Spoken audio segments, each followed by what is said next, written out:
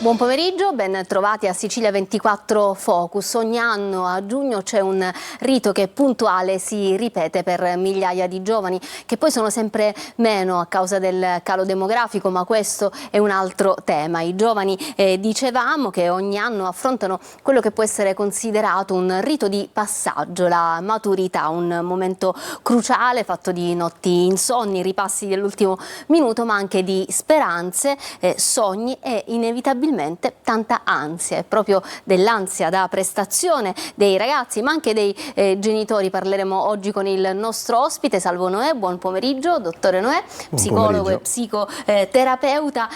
Quando l'ho chiamata per parlare appunto degli esami di maturità ma anche degli esami di terza media, perché anche i più piccoli stanno affrontando in questo periodo le prove d'esame, la prima cosa che ci è venuta in mente è stata l'ansia. Sì, è un'ansia da prestazione perché molte volte mettiamo troppa preoccupazione in quello che facciamo e perché ultimamente abbiamo anche attivato un meccanismo che è quello del non sentirsi all'altezza, avere paura del giudizio, aver paura di non riuscire a soddisfare le aspettative che molte volte non sono nostre, ma possono essere dei nostri genitori, dei social, delle persone che ci guardano, e quindi abbiamo costruito un meccanismo che mette ansia, quando invece dovremmo affrontare le cose preparandoci e affrontandole in maniera positiva, perché comunque impariamo qualcosa quando affrontiamo le sfide della vita e grazie alle sfide cresciamo. Quindi i ragazzi che affrontano l'esame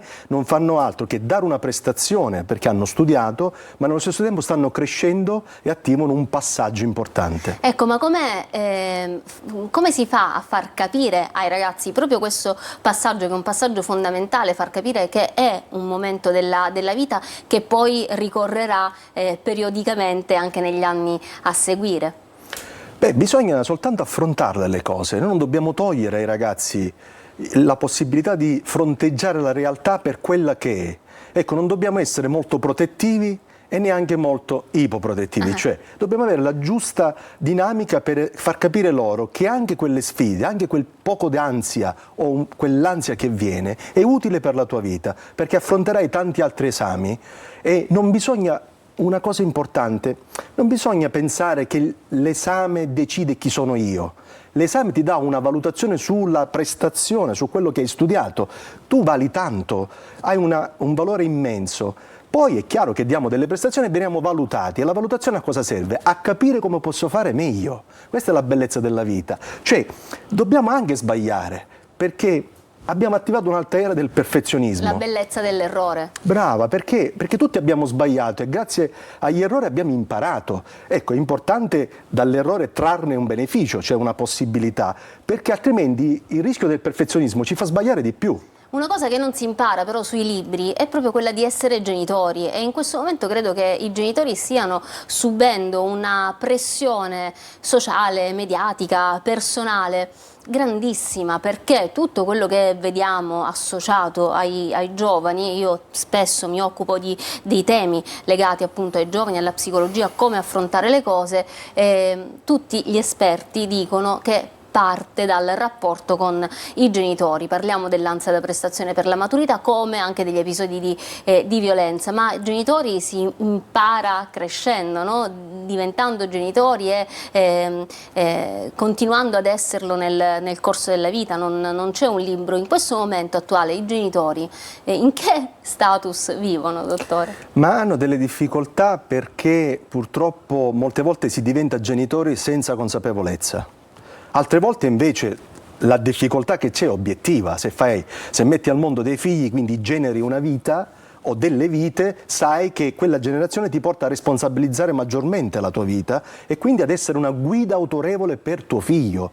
Io molte volte incontro genitori che non sono consapevoli di esserlo e quindi cosa fanno? Si comportano come amici, diventano quasi quasi, si confidano con i figli, raccontano anche i propri dilemmi. Non è un percorso che va fatto perché i figli hanno bisogno di padri e di madri, quindi di esempi autorevoli, di testimonianze di come si può fare per affrontare la vita. E quando parliamo di madri e padri parliamo di un aspetto etico, quindi il paterno, tutto ciò che è regola e testimonianza di quello che è buono e quello che non è buono, e l'aspetto affettivo. come mi prendo cura di me, soprattutto quando mi viene a trovare una preoccupazione, quando sto affrontando una difficoltà. Questo lo impariamo con i coach principali, che sono i nostri genitori. E poi ci sono tutti gli altri, che saranno gli zii, i nonni, poi gli insegnanti. Ecco, noi abbiamo molta possibilità di imparare, dobbiamo metterci d'accordo su come fare, perché secondo me manca una grammatica per il benessere oggi, e quindi ci confondiamo, ci smarriamo, ed è questo poi quello che stiamo notando. La maturità è anche uno spunto di riflessione, appunto, per parlare del complesso mondo giovanile e di conseguenza anche dei rapporti sempre più complessi con i genitori. Sì, noi siamo l'epoca che si occupa di più dei figli. Le epoche passate c'erano regole e quello che dovevi fare e cosa dovevi fare per andare avanti nella tua vita, quindi studiare, lavorare e così via. Però paradossalmente siamo nell'epoca in cui ci si occupa e ci si preoccupa di più dei propri figli, ma viene a mancare qualcosa, viene a mancare forse anche la comunicazione. Viene a mancare la possibilità, perché vedi, i nostri padri magari erano poco dialoganti, ma bastava un'occhiata per capirci, no? Oggi invece si parla troppo e ci si capisce poco, perché in effetti la comunicazione non è più coerente. Noi diciamo delle cose e magari ne facciamo altre.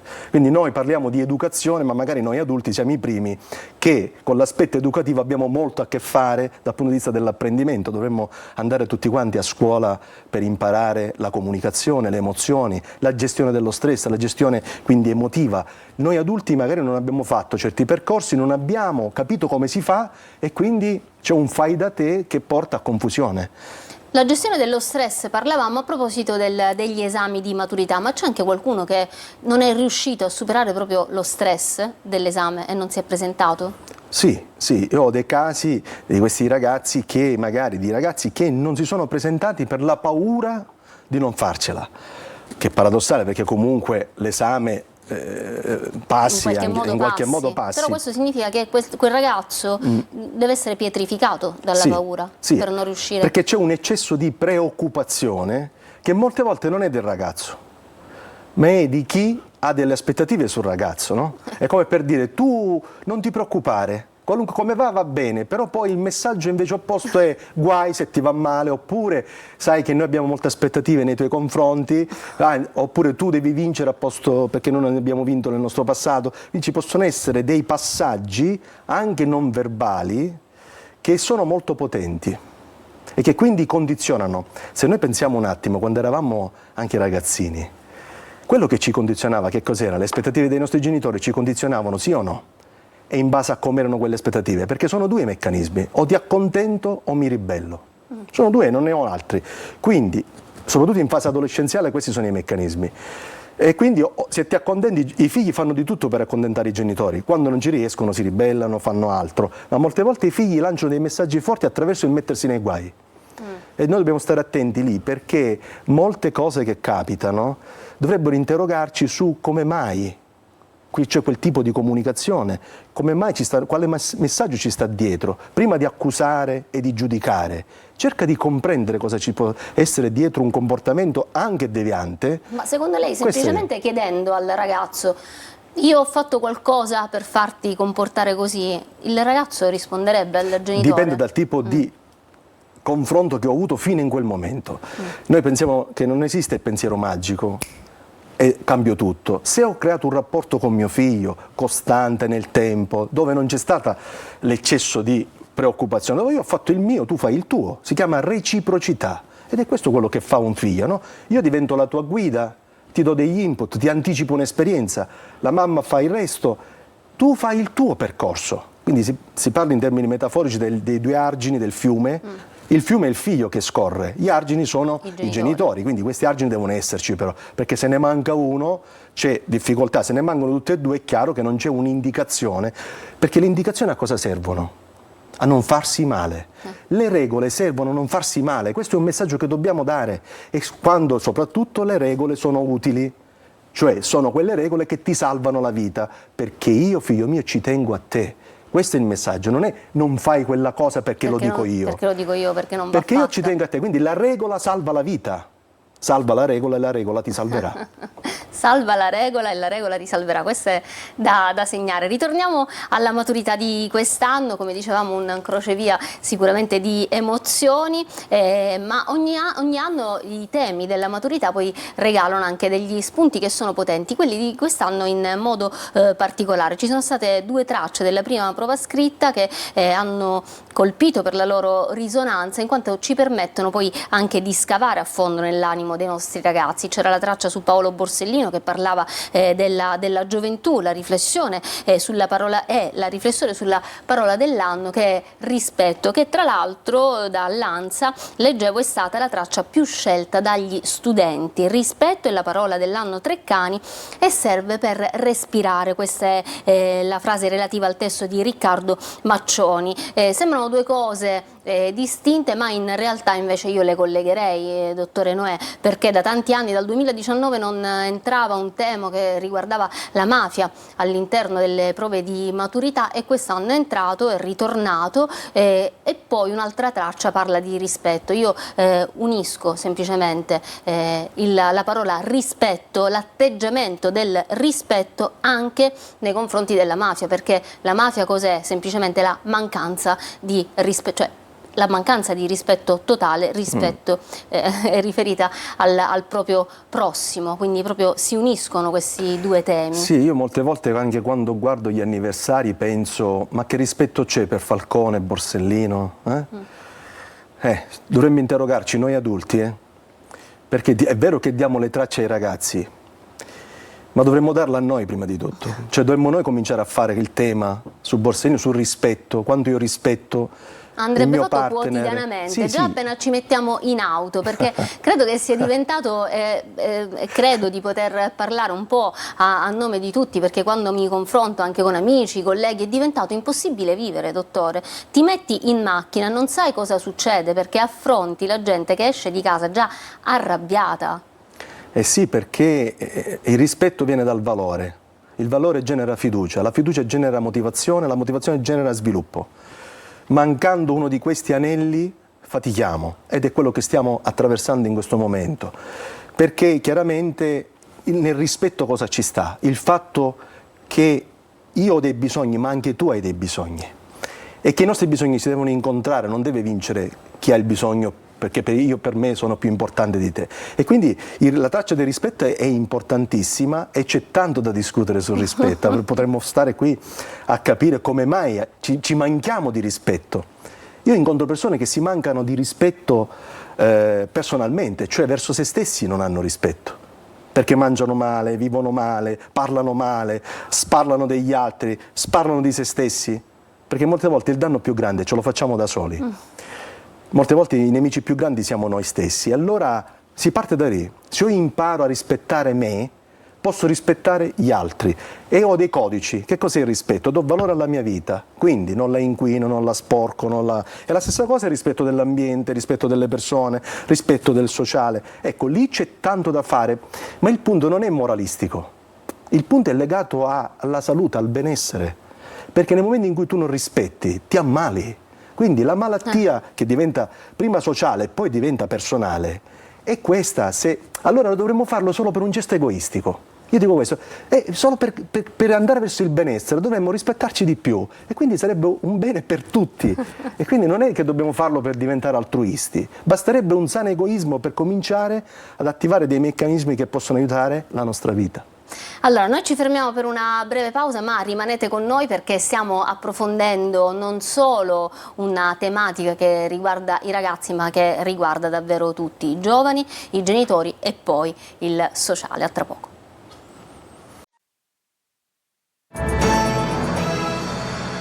Ritorniamo in studio con Sicilia 24 Focus, maturità oltre il voto. Stiamo approfondendo questo tema in compagnia del dottore Salvo Noè, psicologo e psicoterapeuta. Abbiamo affrontato la partenza degli esami di maturità che al di là del valore accademico poi sono uno specchio potentissimo anche delle ansie e delle speranze che vivono i nostri ragazzi, che poi sono ansie e speranze proiettate proiezione a loro volta delle ansie e delle speranze dei genitori.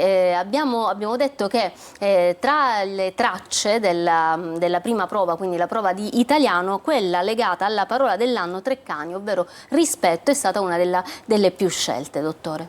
Eh sì, perché c'è bisogno di ritornare al nostro valore, a dare valore al valore che abbiamo, e quindi la parola rispetto si sposa benissimo e bisogna rispettare anche i propri errori. Una mia studentessa diceva proprio ieri facendo lezione, diceva: ah, professore, ho sbagliato. Io ho detto no, hai imparato, perché sbagliando si impara, se sai di sbagliare chiaramente, no? Ma sei lì per imparare, quindi che se sbagli è normale, perché sbagliando si impara. Si sbaglia per sbagliare meglio, per sbagliare meno. Questo è il punto, no? Perché, si sbaglia, Osetta, ripetiamolo, si sbaglia per sbagliare meglio e poi per sbagliare meno. certo, perché chiaramente molte scoperte avvengono da totalmente inatteso, molte volte anche dagli errori, no? Quindi noi scopriamo delle cose di noi, della nostra vita, anche attraverso degli inciampi. I famosi inciampi della vita, quando capita un imprevisto o quando capita qualcosa che ci turba, ci mette in discussione, proprio in quel momento c'è un'opportunità, stai scoprendo delle nuove parti di te. L'unica cosa è non giudicare quello che accade, ma cercare di capire a cosa ti serve. A cosa mi serve quello che mi sta capitando? A cosa mi serve questo esame? Beh, a sviluppare la mia vita, mi serve ad andare oltre, a fare il passaggio successivo, e quindi tutte queste domande sono fondamentali. Nella vita si dice: le risposte bene o male ce le hanno tutti, e fare le giuste domande è la difficoltà. E poi il rispetto io lo collegherei anche ai social, tra l'altro è stata un'altra tra delle tracce appunto del primo esame di ieri della maturità, dell'esame di italiano, perché quello che mi viene da chiedere: ma sui social il rispetto c'è? È una domanda che trova facilmente risposta, visto quello che vediamo.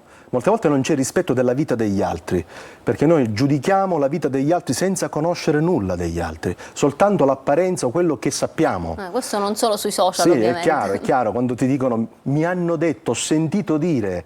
Ecco, quando hai sentito dire converrebbe stare zitti, perché quello che hai sentito dire non è detto che è vero, e ricordiamoci sempre che dietro gli schermi ci sono esseri umani, e quando tu offendi, e quando tu in maniera tossica giudichi gli altri, dall'altra parte ci può essere quella persona che magari fronteggia anche quel giudizio, anzi lo fortifica, perché dice: oh, vado avanti uguale, poi ci vediamo più in là e vediamo chi è. Ma ci sono quelli più deboli, ecco, che possono attraverso quel giudizio ferirsi, e quelle ferite possono diventare patologie, possono diventare addirittura gesti estremi. Ecco, proprio per lì dovremmo avere più sensibilità. Quando scriviamo qualcosa, anche da questo momento in poi, cerchiamo di capire che cosa vogliamo ottenere. Vogliamo fare del male o vogliamo aiutare? Se vogliamo aiutare, sicuramente il giudizio che mettiamo in atto sui social non sarà deleterio, ma sarà un messaggio per stimolare. Quando vogliamo fare del male dovremmo morderci la lingua e magari fare silenzio. Il silenzio a volte vale di più, ma quando poi di fronte ti trovi una persona che non comprende quello che tu stai dicendo, magari lo stai dicendo in maniera arrabbiata, però con una base di fondamento anche di rispetto, far capire che esiste un rispetto reciproco, e non viene invece compreso dall'altro lato, che cosa si fa? Si va avanti. Io non sono quello che tu pensi. Io sono la mia vita, e la mia vita nutro, e sicuramente la mia vita non ha bisogno del tuo nutrimento tossico, quindi quello che mi dici tu. Quindi io assertivamente ti dico: ok, tu pensala come vuoi, io faccio un passaggio ulteriore e vado avanti, perché più tempo perdiamo a cercare di convincere gli altri, peggio è, no, perché fortifichiamo, no?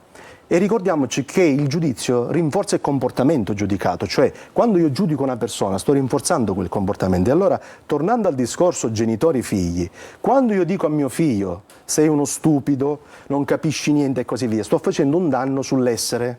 Perché una cosa è dico: non mi piace quello che fai, ci sta, puoi farlo meglio e ti dico come puoi fare meglio, e quello è un giudizio positivo, proattivo. Quando invece giudico l'essere, sbaglio sempre, perché tendo poi ad attivare un meccanismo di convinzione negativa in mio figlio, e quindi è pericolosissimo questo qui. Chiaramente anche quando parliamo delle persone dovrebbe essere così, quindi dobbiamo stare attenti, perché le parole possono ferire più degli schiaffi. Questo assolutamente. Abbiamo parlato dell'ansia da prestazione, siamo addirittura d'arrivo con la fine della puntata. A questo punto diamo anche i consigli, no? Sì. Su come prepararsi per i prossimi giorni di esame.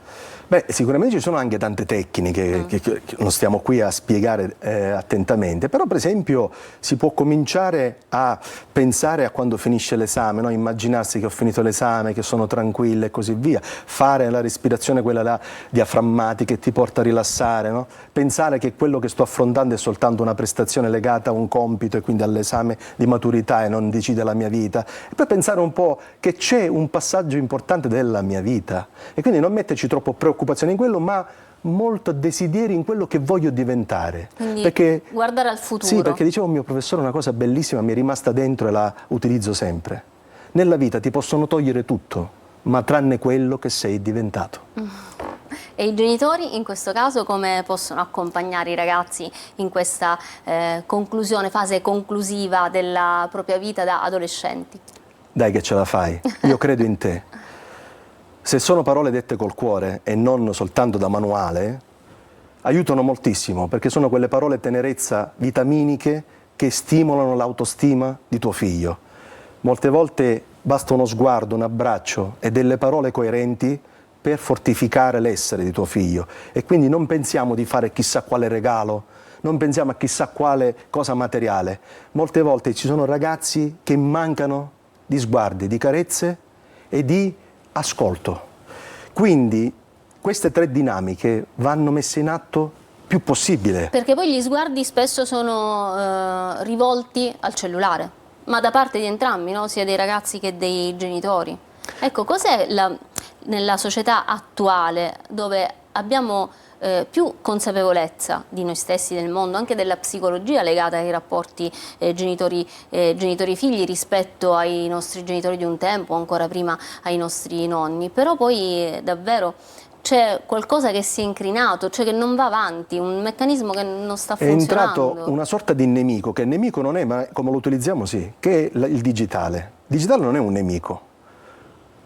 È come lo utilizziamo che è diventato un nemico e quindi abbiamo messo tra me e te, tra me e mio figlio, tra me e gli altri, lo schermo. Quindi ci siamo schermati, a questo punto non ci incontriamo più. E questa è una grande difficoltà, non ci guardiamo più negli occhi, che è il primo meccanismo di sintonizzazione per poi comunicare. Quindi se noi evitiamo di incontrarci, guardarci e ascoltarci, il rischio qual è? Che diventiamo tutti quanti in preda alla solitudine. Pensa che la solitudine sta aumentando a dismisura nel mondo. In Inghilterra dal 2018 esiste il Ministero della Solitudine. Ci stiamo rendendo conto sempre più che stiamo andando verso una frammentazione che non ci fa più incontrare. Quindi siate furbi, dobbiamo essere furbi. Io la chiamo la furbizia dell'anima. Incontriamoci, parliamoci, anche quando non condividiamo delle cose, però con rispetto parliamoci e facciamo delle cose belle insieme, perché noi siamo nati per incontrarci. Poi questa solitudine porta spesso anche i ragazzi a chiudersi all'interno delle proprie stanze, perché sono in aumento anche il fenomeno degli hikikomori. Poi questo è l'estremo, però del disagio sociale e dell'astensione sociale, cioè i ragazzi che proprio non vogliono neanche uscire di casa o sono apatici, non gli va di fare niente. Come affrontare questa cosa?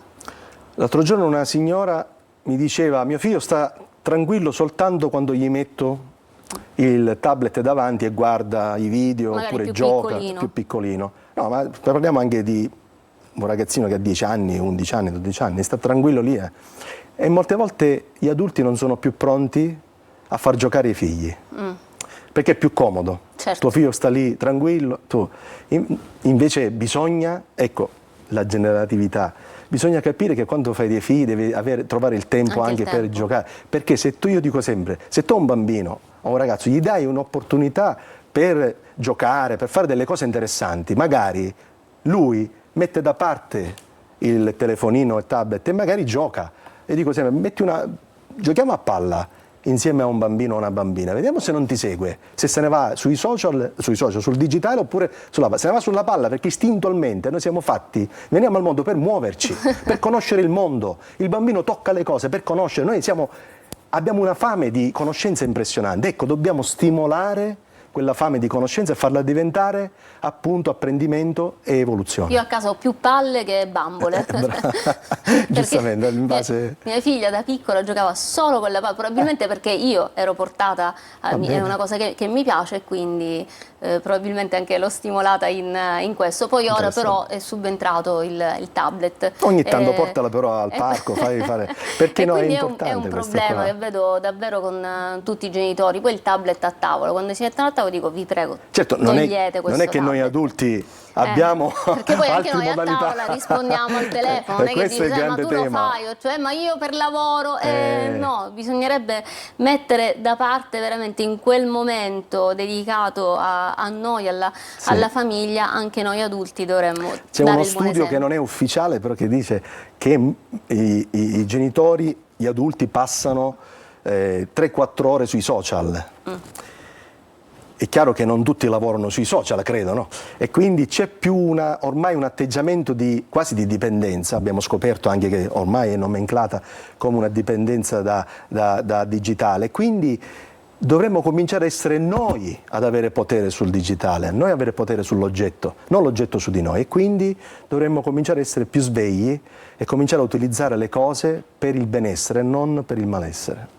Grazie dottore Salvo Noè, è stato sicuramente un intervento prezioso. Ovviamente vi invito a rivedere la puntata all'interno del nostro sito Sicilia Web, trovate tutte le puntate di Sicilia 24 Focus, prossimo appuntamento ovviamente a domani. Posso dire una cosa velocissima? Assolutamente, in chiusura ci sono ci sono genitori straordinari, ci sono insegnanti straordinari, quindi noi dobbiamo soprattutto valorizzare quei genitori, quegli insegnanti che ci mettono veramente l'anima, che veramente sono degli esempi autorevoli, e partire proprio da lì e aiutare anche quelli che sono in difficoltà, perché molte volte un genitore non lo fa per male, che magari innesca un meccanismo negativo, ma magari non tutti per varie storie. Non hanno gli strumenti anche per non hanno il tempo, molte volte si parla di tante cose, quindi supportare la famiglia, supportare i genitori è fondamentale, poi lo Stato anche... però volevo anche valorizzare che ci sono degli aspetti molto positivi, che non fanno notizia ma che vanno evidenziati, perché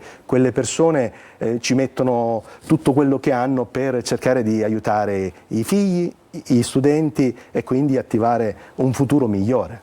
E sicuramente quello che dico sempre anche durante questa tipologia di interventi è che lo Stato dovrebbe anche aiutare la scuola inserendo in maniera fissa lo psicologo di base a scuola, perché sarebbe davvero un supporto per le famiglie e per i ragazzi. Ci stiamo lavorando. Allora, ovviamente ci faccia sapere, perché noi qua vogliamo sempre dare le notizie di prima mano. Nel frattempo sono arrivati i complimenti per lei sul nostro WhatsApp, sul nostro numero WhatsApp. Il tempo a nostra disposizione purtroppo è finito, torneremo sicuramente ad approfondire altri argomenti del genere con il dottore Noè. Grazie per essere stato con noi, questa volta in presenza e non in collegamento dagli studi della RAI agli studi di Antenna Sicilia e Telecolor. Grazie a tutti voi per essere stati con noi, prossimo appuntamento con Sicilia 24 Focus, a domani, arrivederci.